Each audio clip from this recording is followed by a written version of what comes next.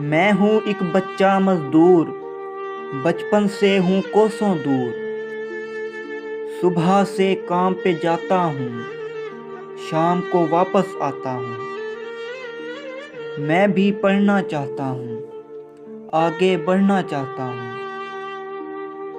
खेल कूद को वक्त नहीं, क्या जी मैं बदबख्त नहीं।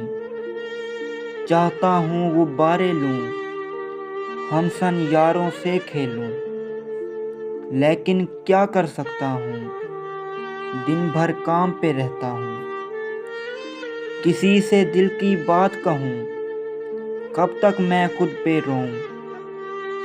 हालत से मजबूर हूँ मैं, और बच्चा मजदूर हूँ मैं। काश कोई मुझको समझे, मुझसे ना बचपन छीने। मैं हूँ एक बच्चा मजदूर, बचपन से हूँ कोसों दूर।